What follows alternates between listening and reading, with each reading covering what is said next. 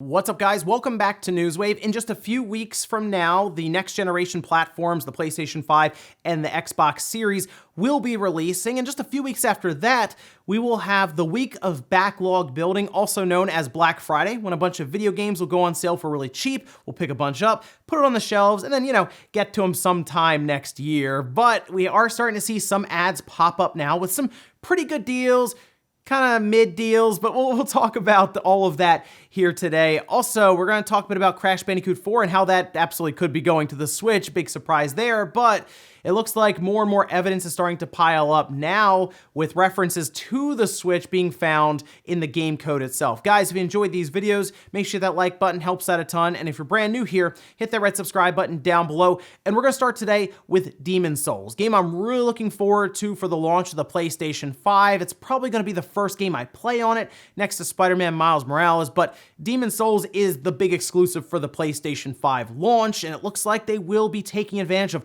all of the PlayStation 5 features, so very interested to see this remake of an old classic from the PlayStation 3. But we did get a new gameplay trailer. Every time I see this game, it looks better and better, so this gameplay trailer just sold me even more on it. However, we did get some more information with the different modes in the game. Gavin Moore sat down with IGN, he's the creative director over at Bluepoint, talking about the cinematic mode and the performance mode, just going on a bit further, saying that performance mode will be a dynamic 4K, but more or less a locked 60 frames per second. That's the mode you want to use for playing any of these Souls games. Most of us know that you need good responsive controls, and having 60 frames per second is very important for something like this.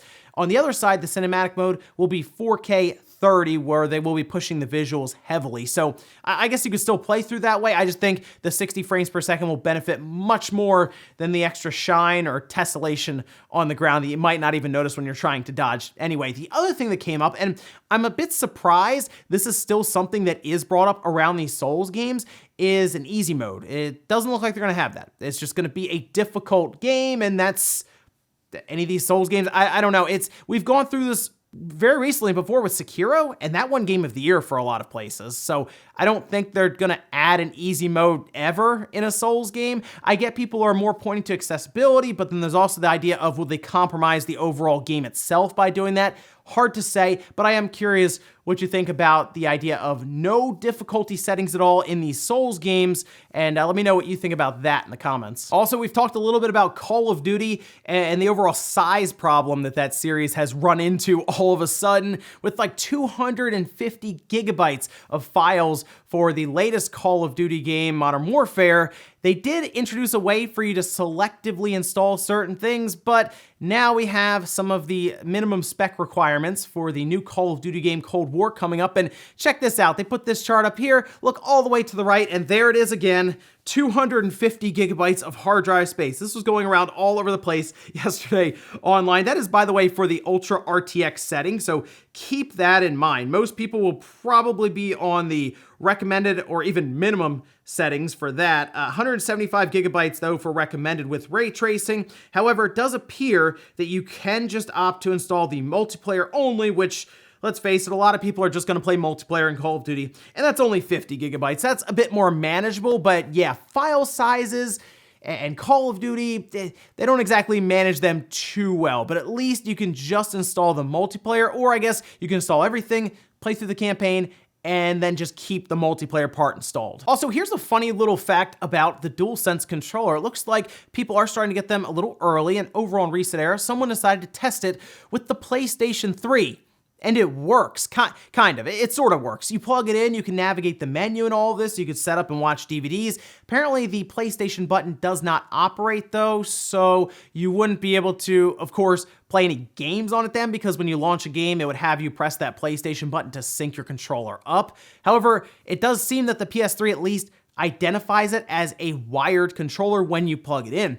I'm gonna look around today and see if I can find a DualSense controller, and if I can, maybe we'll test that on camera just to see. I have the fat PS3, the backwards compatible one that I still play quite a bit, and we'll plug it in and see if it actually functions there. But what an interesting thing to see. And guys, with some of the quick news out of the way, let's get into the bigger stuff. Let's start right away with Black Friday, as that's coming up less than a month now. It appears that Best Buy will be running a lot of these sales from November 22nd to the 28th, so just that entire week. If you look all the way at the bottom in a lot of the listings that they have right now in the circular ads they've put out, they have those dates listed. So I don't know if any of these will be going live throughout November. That's something that Walmart appears to be playing around with this year. But for now, we at least have a really good look at all of the ads and different things that Best Buy will be running throughout the month. And we can go over a few here. For the video game side, Wario64 put out a very long list of different games over on Twitter, and I'll link to that thread there because he did a very good job just kind of going through, pricing everything out, and showing all of the ads off there.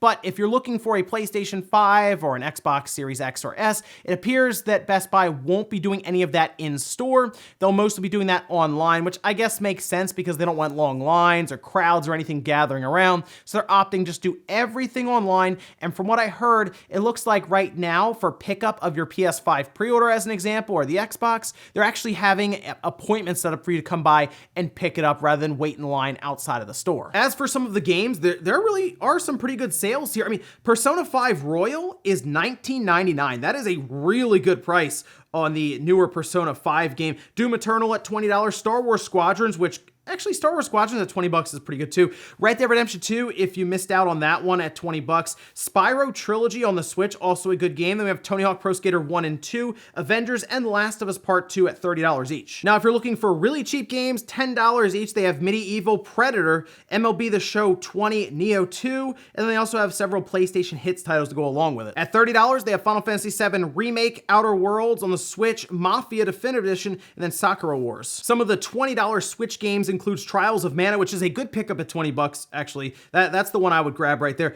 Final Fantasy X and X-2 HD Remaster, Final Fantasy XII, Collection of Mana, Catherine Full Body, Power Rangers, Super Monkey Ball, Bioshock, and Jump Force, which I've heard is pretty good because that, of course, was nominated for Fighting Game of the Year last year. We also do have some first-party games from Nintendo that will be marked down, which includes Fire Emblem Three Houses at $35, New Super Mario Bros. U Deluxe as well, Yoshi, Splatoon 2, Mario Tennis Aces, and then up to $40, we have Link's Awakening, Mario Maker 2, Luigi's Mansion 3. Those don't sound like massive sales, but for Nintendo, that's almost giving it away. Now, you might be wondering, what about the Switch itself? Are there any sales at Best Buy for the system? Maybe a bundle? Kind of.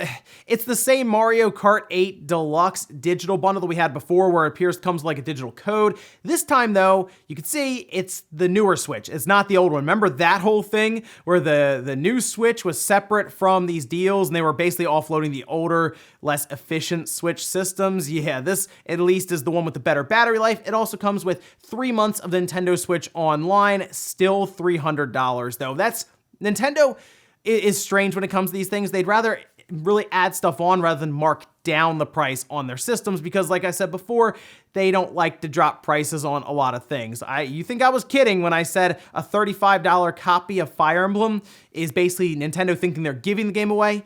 They kind of believe that. And one last thing, if you're looking to upgrade the space on your Switch, we do have 400 gigabyte SD cards at Best Buy. Those are $60, but also keep in mind on Amazon, they seem to just have them locked in at $50. I bring up Best Buy because some people still have this thing about ordering SD cards on Amazon despite these being from Amazon themselves, because there are a lot of counterfeit cards that go around there, but most likely you should be okay ordering from Amazon for that $50 400 gigabyte card. I've done it twice and both times it was perfectly fine. So overall, not a bad way to get things started here with some of these Black Friday sales. Keep in mind, we'll still see some other bigger stores like Target and Walmart and GameStop start to put theirs out there, and we'll see what we have in terms of getting cheap games to build up that backlog that we'll check out hopefully before next year's Black Friday. Next up, let's talk about Crash Bandicoot 4 and the Nintendo Switch. We've seen Activision do this thing where they'll release it on like the Xbox and the PlayStation, and like 8 months, 9 months later, the Switch version pops up.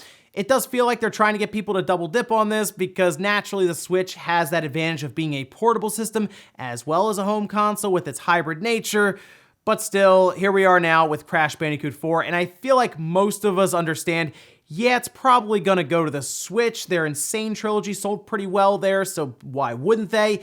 But here we go now with evidence once again being found in the code itself. Now, this was reported over on Nintendo Life, after Canadian guy spotted an entire Switch profile hidden within the INI file for Crash 4. Now, the biggest thing to realize with this, however, is that there appear to have been a lot of reused code from Spyro Reignited Trilogy, as it was mentioned several times by its project name under the quotes copied from Falcon. So it's very important to realize that. However, we do have like resolution numbers, for example, targeting 720p docked and portable with a dynamic resolution. That makes sense for something as we saw with Spyro. But come on, Activision has done this several times now, so we kind of expected it. Like when Crash 4 was shown off and there was no Switch logo there, most of us saw, okay, Xbox, PlayStation, Switch is probably coming later, like they've done with a lot of their other stuff. Now, I will say at least like Crash Bandicoot or CTR, Crash Team Racing, that did come to the Switch right away, but like the other ones, it just took a few months. I expect this maybe next summer. Like, it's been a weird year for development in general, so this time I would look at this and say, okay, I'll give them a pass, but they've done it so many times before that I'm like, yeah, probably summer. And maybe there was a sense of, wow, we could probably get people to double dip on Crash 4 if we hold off on that Switch version. I don't know if Activision will ever really just stop doing that, because Tony Hawk is probably going to have the same thing happen. 1 and 2, I bet, will end up on the Switch next year as well. So there you go. It's just that maybe they are holding out and they're thinking they can sell it to you twice. Next up, let's talk about some big delays from Ubisoft, specifically Far Cry 6. The other game that's being delayed is Rainbow Six Quarantine. Both of these games were going to be coming out before the end of March next year. Far Cry 6 was coming out February 18th, and while Rainbow Six Quarantine didn't really have a release date exactly, it was just said it would be coming out before the end of March, March 31st. But it looks like both of these games are going to be pushed further out now, where Far Cry 6 and Rainbow Six Quarantine will just be coming out sometime, according to Ubisoft, before September 30th. So it's sounding more like Far Cry 6 will end up being more of a fall, maybe even holiday game almost for 2021. And according to Ubisoft in a conference call, this has to do with challenges faced from work from home. And we've heard this all over the place, so it's not too surprising to hear this once again for something that Far Cry is a big franchise for Ubisoft, and they put a lot of effort into it, and there are a lot of people who work on this project pretty much all over the place. So it's not weird to hear that there would be some communication issues and some slowdown from having to move to work from home. And I do hope that maybe they take the extra time to look at the game a bit more and do some other things with it rather than just the, like I said, standard Far Cry formula, the Ubisoft formula with it. But it just got to wait a bit longer on that one. Rainbow Six Quarantine is an interesting one because Rainbow Six has kind of become like a service-based game for them. It is going to next-gen platforms with a patch to make them 60 frames per second, all of this, higher resolution, but Rainbow Six Quarantine, that could probably just be dropped any time leading up to September. Far Cry 6, I feel like, is the big one that they want to have out sooner rather than later. That could be a summer release. That would be interesting to see. So we'll keep an eye on this one and see when they have more information for us going into 2021. In our last bit of news, let's talk about PlateStation 5. I made a video about this site over on the second channel, and the idea here was that they were selling panels for your PlateStation 5 because Sony showed us in the teardown that those were user removable without having to break off any type of screws or warranty stickers, nothing like that to show Sony that you had actually opened it and gone down to the motherboard. These are just going to be things you can pop off, you can vacuum out the side if you need to. So naturally, everyone thought, oh wow, maybe we'll get some sort of custom sides for it, basically like faceplates from the Xbox 360. And while we haven't heard much from Sony on that front, of course, third parties decided to get right on this one, and PlateStation 5 showed up, but there appears to have been a problem. Some people had messaged me and said that the site went down. It appears that it went down temporarily because they had to change things up. Sony actually sent a complaint to them. Now their website looks a bit different, as you can see here. They've done a full rebranding to customize my plates. It appears that they still have the same idea still around this. They just can't use the PlayStation name or logo or any of that. Before they talked freely about these being for the PlayStation 5, and Sony might have been worried that there may have been confusion and people thought that they were ordering from Sony, despite them saying, no, this isn't Sony doing this, we have no affiliation with them. Still, it looked like it because you had PlayStation 5 stuff all over the place. They removed any of that PlayStation 5 imagery, but it looks like things went well for them as they are completely sold out of their stock. I did order one, so I ordered the matte black, and I'm curious how this is going to look when it shows up. Will it be kind of like cheap plastic? Will it be high quality? So that'll be a fun thing to see there, but I guess it worked out for them. They just had to do a bit of a rebranding, and now their site's back up. Then we'll finish up with the comment of the day, as you're seeing here. This is from Matthew saying, Stadia-style cloud gaming on the Switch scares me. I don't want devs to get lazy and just start porting their games to the cloud instead of putting some real effort to make them playable everywhere on the Switch. That is a concern that I thought about there for a minute, because like if you look at something like Witcher 3, if you went to the developers and you said, we got to get Witcher 3 on the Switch, and they looked at it and they said, that's a lot of work. Hey, let's just stream it to the Switch.